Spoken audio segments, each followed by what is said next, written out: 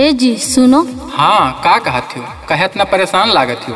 का बताई, हमार बप्पा हमार बियाह गोंडा में तय कर दीन है। अगर हमार बियाह हुआ भवा तो हम अपन जान दे देबा। अरे ये का कहत हो? पगलाई गई हो का? तोरे द्वारे पर बारात आई तो खाली बहराइच जिला के, समझो?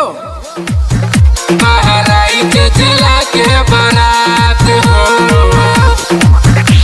बारात हो। Music by Akash Shrivastava, Sainath recording studio Gonda. आप सुन रहे हो कृपराम बहराइची को।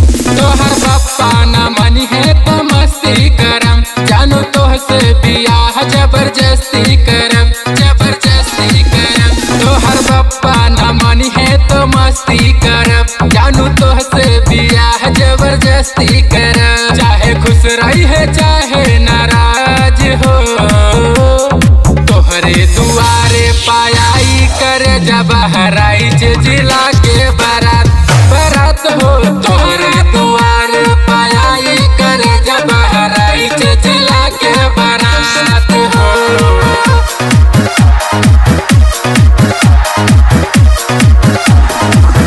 बहराइच जिला के बारात हो, बारात हो। प्यार किया है अपना दिल तुम्हें देके, मत सोची है जान भाग जाब तो है लेके, तो है लेके। प्यार किया है अपना दिल तुम्हें देके, मत सोची है जान भाग जाब तो है लेके, जाब। हाँ आशिक बड़ा रंगबाज हो, तोहरे दुआरे पायाई कर जब बहराइच जिला के बारात, बारात हो। तोहरे दुआरे पायाई कर जब बहराइच जिला के बारात हो।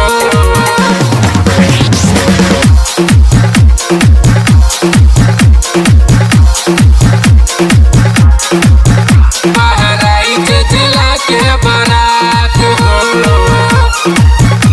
बारात हो।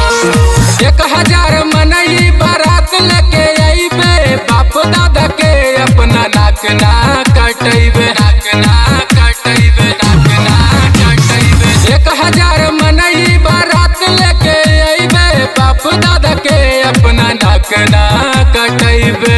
कृपाराम बहराइच कहे आज हो, तोहरे दुआरे पायाई करे जब बहराइच जिला के बारात, बारात हो। तोहरे दुआरे पायाई करे जब बहराइच जिला के बारात हो।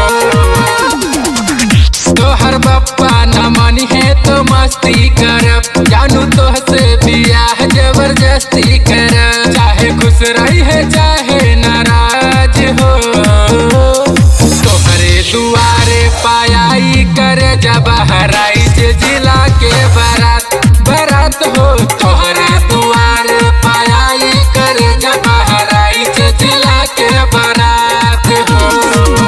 अरे समझाई दिहो अपने बप्पा का।